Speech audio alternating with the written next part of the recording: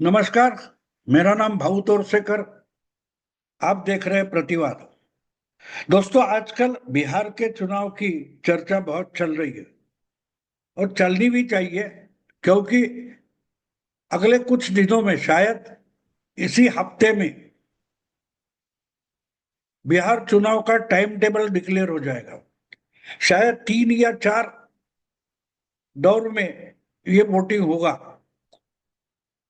तो इसका time table अभी डिक्लेयर हो जाएगा तो नवंबर के पहले हफ्ते में या पहले 10 दिन में उसके नतीजे सामने आ सकते हैं, क्योंकि वहां तक ही बिहार विधानसभा की पिछली, यानी अभी जो है विद्यमान विधानसभा का टाइम है। तो वो टाइम खत्म होने के पहले ये चुनाव होना जरूरी है और नई सरकार आना जरूरी है। अन्यथा वहां प्रेसिडेंट रूल लग सकता है, राष्ट्रपति शासन लग सकता है।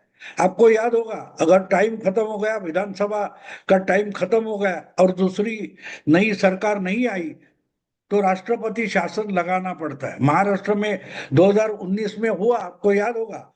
चुनाव हो गया समय पर, नतीजे आ गए समय पर, लेकिन जो गठबंधन यानी शिवसेना बीजेपी अलायंस जो थी, उसको बहुमत मिलने के बावजूद उद्धव ठाकरे अड़ंगा लगाकर बैठ गए कि हमको चीफ मिनिस्टरशिप चाहिए, वरना हम बीजेपी के साथ नहीं जाएंगे। और आखिर में समय जब था, उस समय खत्म होने तक सरकार नहीं बनी, तो राज्यपाल को, गवर्नर को लेटर भेजना पड़ा और महाराष्ट्र में राष्ट्रपति शासन लागू हुआ था।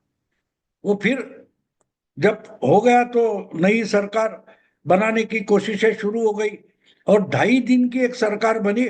उसके लिए राष्ट्रपति शासन हटाया गया। तो मुद्दा इतना ही है कि अगर विधानसभा का टाइम खत्म होने से पहले अगर नए चुनाव के नतीजे नहीं आते और नई सरकार नहीं बनती, तो विधानसभा बर्खास्त करके, 5 साल होने के कारण बर्खास्त करके वहां राष्ट्रपति शासन लगाना पड़ता है।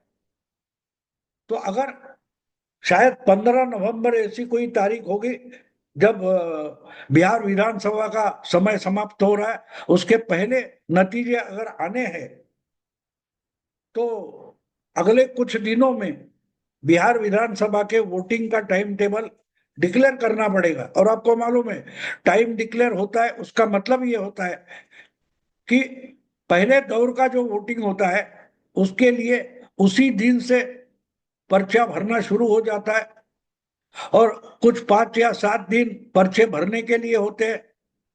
फिर एक दिन उसकी छटनी होती है, 2 दिन विड्रॉल के लिए होते हैं और 14 दिन के बाद वोटिंग होना, ये टाइम टेबल का तरीका होता है। फिर जितना समय छोड़ेंगे, 8 दिन या 7 दिन, उसके बाद दूसरे दौर की पर्चे भरना शुरू हो जाता है, तीसरे दौर का। इस ढंग से चलता है। वोटिंग हो जाती है और काउंटिंग एक साथ होती है, मतगणना, सबके सब दौर की जो मतगणना है वो एक साथ हो जाती है।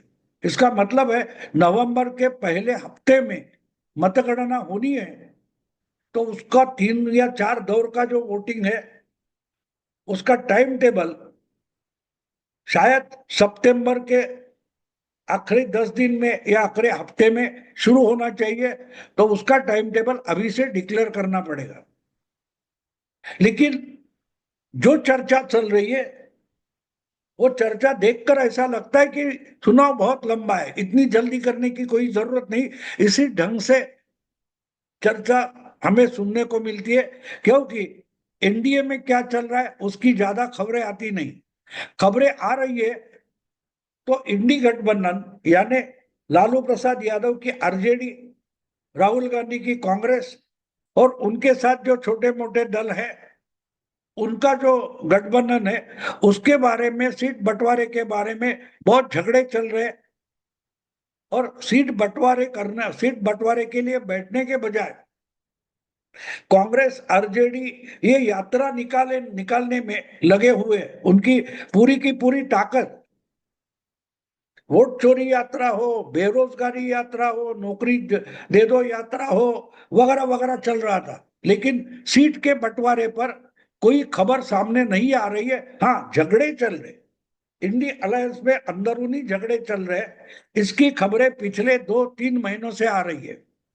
कन्हैया कुमार पप्पू यादव को राहुल गांधी ने स्पेशली बिहार में पार्टी खड़ी करने के लिए भेजा, वहां से ये मामला शुरू हुआ है। और अभी तक आरजेडी और कांग्रेस, जो इंडी अलायंस के प्रमुख दो दल हैं, उनमें सीट बंटवारे का फॉर्मूला फाइनल हुआ, ऐसी कोई भी खबर नहीं आई। हाँ, अलग अलग कंट्रोवर्सी पैदा हो रही है। बीच में राहुल गांधी का दौरा था, उसमें किसी मंच पर तेजस्वी यादव और राहुल गांधी आने वाले थे। इसके पहले किसी कांग्रेस के एक कार्यकर्ता ने या नेता ने प्रधानमंत्री मोदी जी को मां पर से गाली दी, इसकी कंट्रोवर्सी हो गई थी। अभी तक उसके बारे में माफी नहीं मांगी, इसलिए कांग्रेस की और उसके साथ साथ आरजेडी की निंदा बहुत हो गई। यानी मिलकर एक दूसरे को ज्यादा से ज्यादा संख्या में चुनकर लाना है, ये छोड़कर बाकी सब बातें हो रही है, बाकी सब बातें हो रही है। अब वो मामला खत्म नहीं हुआ, इतने में कांग्रेस ने और एक गड़बड़ कर दी। और ये गड़बड़ वो है कि मोदी जी की मां के बारे में एक एआई, आर्टिफिशियल इंटेलिजेंस से एक वीडियो बनाया गया, और उसके लिए कांग्रेस की भर्त्सना हो रही है, निंदा हो रही है। कांग्रेस के खास चमचेगिरी करने वाले पत्रकार है, वो भी कांग्रेस को टोक रहे हैं, निंदा कर रहे हैं कि ये क्या कर बैठे हो तुम अपनी ही पार्टी का नुकसान कर रहे हो और अपने साथ साथ लालू प्रसाद की पार्टी का भी नुकसान कर रहे हो। क्योंकि मां पर गाली या मां का कोई विडंबन होता है, व्यंग होता है, तो उसके परिणाम महिला वोटर पर ज्यादा हो गए। ये इंटेलेक्चुअल लेवल पर सब चलता है, लेकिन वोटर जो होता है, बिहार का 90% वोटर जो है, वो सभ्यता संस्कृति मानने वाला है, रिश्ते नाते मानने वाला है, वो इंटेलेक्चुअल नहीं होता। अगर ऐसे ऐसे हथियार अगर कांग्रेस ही बीजेपी के हाथ में दे दे, तो बीजेपी को उसका पॉलिटिकल फायदा उठाने के लिए जोर शोर से इसका प्रचार करेगी और नुकसान कांग्रेस का होगा। और अगर कांग्रेस का नुकसान हो रहा है, तो कांग्रेस के जितने साथी दल है, मित्र दल है, उनका भी नुकसान होगा। मतलब साफ साफ है कि अगर कांग्रेस के साथ बड़ा दल आरजेडी है, लालू प्रसाद की पार्टी है, तेजस्वी यादव की पार्टी है, तो नुकसान उनका होगा। पिछले 1-1.5 महीने से खुद राहुल गांधी बिहार के चुनाव के लिए लगे हुए हैं, और उन्होंने इतना बड़ा काम कर दिया है। और बड़ा काम किसके लिए किया है? बीजेपी के लिए किया है, एनडीए के लिए किया है, नीतीश के लिए किया है। ये मैं इसलिए बोल रहा हूं कि राहुल गांधी ने जो जो कुछ किया है, उससे अगर इंडी अलायंस का नुकसान होगा, कांग्रेस आरजेडी का नुकसान होगा, तो उसका अपने आप फायदा जो है बाय डिफॉल्ट, उसका फायदा बीजेपी को और नीतीश कुमार को होगा। तो बात साफ है, बात साफ है। सेल्फ गोल अंग्रेजी में जिसको बोलते कि गोल अपने ही जाली में डाल देना, बॉल अपने ही जाली में डाल देना, इसका मतलब सेल्फ गोल होता है। या क्रिकेटर अपनी ही विकेट पर बैट मार दे, या बॉल ऐसा मारे कि अपनी ही विकेट गिर जाए। इस ढंग से अगर राहुल गांधी ने पिछली 3-4 हफ्तों में जो कुछ किया है, उसको सेल्फ गोल इसलिए बोला जाता है क्योंकि उससे कांग्रेस का नुकसान होगा, और कांग्रेस के साथ जितने दल है उनका नुकसान होगा। जिस ढंग से मोदी की मां को गाली दी गई या उन पर कोई वीडियो बनाया गया है निंदा व्यंजक, तो उसके लिए तो लोग का एक बात है कि आप क्या करोगे वो बोलो। मोदी की निंदा करने से आपको कितने वोट मिलेंगे? उससे बहुत गुना वोट अगर आप कुछ अच्छा काम किया है या करना चाहते हो, इसके लिए आपको वोट मिलेंगे। शायद आश्वासन के लिए, कोई लालच दिखाने से भी वोट मिलते हैं। महाराष्ट्र में लाडली बहन या क्या बोलते हैं, मध्य प्रदेश में लाडली बहन का फायदा मिल गया। बीजेपी, आम आदमी पार्टी को भी दिल्ली में ऐसे ही वोट मिलते थे, ऐसा कुछ है वो उस पर बोलो। मोदी की निंदा करने से आपको वोट क्यों मिलेंगे, कैसे मिलेंगे? और जो कुछ थोड़े बहुत मिलने वाले हैं उससे 10 गुना 15 गुना आप अच्छा करने वाले इसके लिए मिल सकते हैं। लोगों को लालच करो, कोई बात नहीं। तो पिछले 15-20 सॉरी पिछले 4-5-6 हफ्तों में राहुल गांधी ने बिहार में जिस ढंग का काम किया है, तो मानो एनडीए के लिए, मोदी जी के लिए, बीजेपी के लिए बढ़िया काम कर दिया कि फिर 5वीं बार एनडीए और नीतीश कुमार इनको बिहार के विधानसभा चुनाव में अच्छी सीटें मिले। इसके लिए अगर वो पार्टियां काम करती है, एनडीए काम करती है, तो बात अलग है। लेकिन एक तरीके से 5-6 हफ्ते राहुल गांधी लगे रहे कि भाई फिर से 5वीं बार, 5, 10, 15, 20, ये पिछले 4 चुनाव में बड़ी तगड़ी संख्या में, अच्छी संख्या में फिर से बार बार नीतीश कुमार मुख्यमंत्री होते रहे और एनडीए जीतती रही। तो फिर एक बार उनको जिताने के लिए सबसे बढ़िया काम अगर किसने किया है तो उसको राहुल गांधी कहते हैं। और इसलिए जो मैंने हेडिंग दिया वीडियो को, जो कुछ काम, जो जिम्मेदारी, एक तरीके से मुझे लगता है कि मानो मोदी जी ने, अमित शाह ने, बीजेपी ने, एनडीए ने राहुल गांधी को एक जिम्मेदारी दी है कि भाई ये चुनाव बिहार विधानसभा का एनडीए जीत ले, बीजेपी नीतीश जीत ले, इसके लिए आप पर, राहुल गांधी पर ये जिम्मेदारी सौंपी जाती है।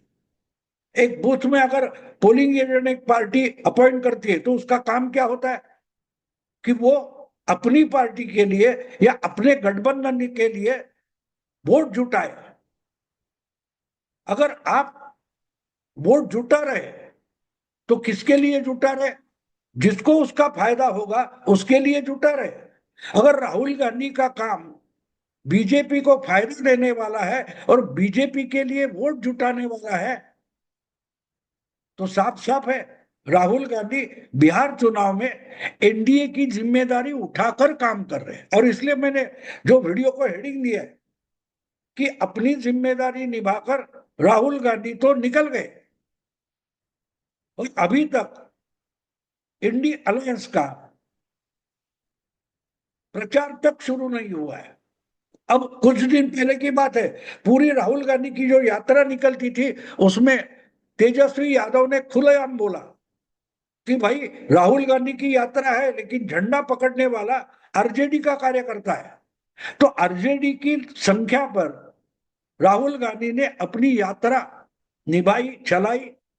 और जब पूछा गया कि भाई आपका मुख्यमंत्री पद का कैंडिडेट कौन है, तो उन्होंने तेजस्वी का नाम लेने से साफ साफ इनकार किया।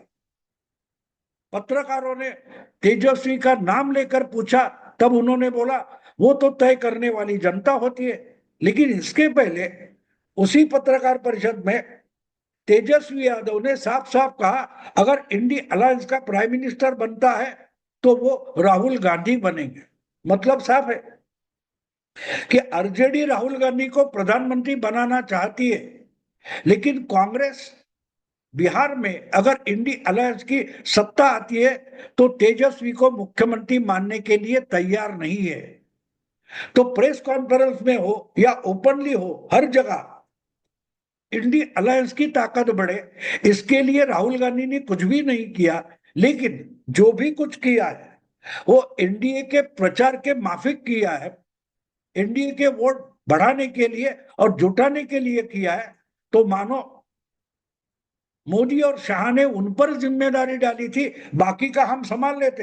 एनडीए का सीट का बंटवारा अमित शाह करेंगे, नीतीश कुमार करेंगे, बाकी जो हमारे अलग अलग मित्र दल है बैठकर एनडीए की सीट का बंटवारा आराम से करेगा, झगड़ा नहीं होगा। हाँ, तब तक हम प्रचार में उतरने तक और टाइम टेबल घोषित होने तक एनडीए के लिए, बीजेपी के लिए माहौल बनाने का काम राहुल गांधी जी आप कीजिए। और राहुल गांधी ने वो जिम्मेदारी मानो उठा ली थी। और इसलिए बिहार में जो चुनाव के लिए प्रचार चल रहा है उसमें एनडीए कहीं नहीं दिखाई दे रही है, लेकिन राहुल गांधी और आरजेडी, तेजस्वी यादव दिखाई दे रहे हैं। तो उसमें अगर राहुल गांधी एनडीए के वोट जुटाने के लिए ही काम कर रहे हैं तो मानो उन्होंने जिम्मेदारी स्वीकारी थी, उन्होंने मान ली थी कि भाई फिर से एक बार बीजेपी को जीतना चाहिए और बीजेपी को जीतने के लिए उसके वोट हमको जुटाने चाहिए। इस ढंग से अगर कोई इंसान काम करता है तो मानना पड़ेगा कि उसने एनडीए को फिर से सत्ता में लाने की जिम्मेदारी निभाई है, और वो निभाकर राहुल गांधी निकल आए। अब सीट बंटवारे पर कांग्रेस और आरजेडी में ठनी है। लालू प्रसाद यादव 50 के आसपास, उससे ज्यादा सीटें कांग्रेस को देने के लिए राजी नहीं है, और कांग्रेस 90 सीटों की मांग कर रही है और कम से कम 70 सीटें चाहिए, इस पर अड़ बैठी है कांग्रेस। मतलब साफ है कि अभी टाइम टेबल डिक्लेयर होने का समय आ गया, फिर भी सीट का बंटवारा नहीं हुआ है। और अगर एनडीए, कांग्रेस और आरजेडी, ये दो बड़े दल हैं, उनमें अगर सीट का बंटवारा नहीं हुआ तो बाकी जो छोटे मोटे दल है, कम्युनिस्ट पार्टी है, सीपीएम है, सीपीआई एमएल है, ऐसे जो और छोटे कुछ, मुकेश साहनी उनका अपना दल, या वीआईपी ऐसा कुछ दल है, ऐसे और कुछ 4-5 छोटे मोटे दल है इंडिया अलायंस में, उनको सीटें कहां से मिलेगी? उनको तो 5, 10, 7, 15 या ज्यादा से ज्यादा 15-20 सीटें देनी है। लेकिन मुकेश सहनी तो 50 सीटों पर अड़े बैठे, कांग्रेस को 90 सीटें चाहिए। तो इन सबके लिए आरजेडी क्या बोझ उठाने का काम करेगी? आरजेडी क्या 40-50 सीट लड़ाएगी? इनको अगर 50-50, उसको 40, उसको 20 देना है तो आरजेडी को कितने बचेंगे? इसलिए इंडी अलायंस के लिए सबसे बड़ा मामला था वो सीट बंटवारे का था, और बस वो जिम्मेदारी कांग्रेस हाईकमांड की भी होती है जैसे वहां लालू की होती है। अगर वो जिम्मेदारी छोड़कर बाकी के विरोधाभास और कंट्रोवर्सीज पैदा करने के लिए ही अगर राहुल बिहार घूमे, बिहार का दौरा किया, तो मानो उन्होंने एनडीए की जो जिम्मेदारी थी उन पर वो पूरी की है, उनका काम हो गया। अब जब टाइम टेबल डिक्लेयर होगा तो प्रचार के लिए मोदी जी आ जाएंगे, अमित शाह आ जाएंगे, बाकी के बीजेपी के लोग आ जाएंगे। तो एक तरीके से राहुल गांधी आज शायद एनडीए को बता रहे, बीजेपी को बता रहे कि भैया मैंने आपके लिए बिहार में अच्छा माहौल पैदा कर दिया है, अब अगली जिम्मेदारी जीतना, प्रचार करना आपका है। इससे और कुछ विश्लेषण करने की जरूरत है? दोस्तों, अगर वीडियो पसंद है तो लाइक कीजिए, शेयर कीजिए और प्रतिवाद को सब्सक्राइब कीजिए।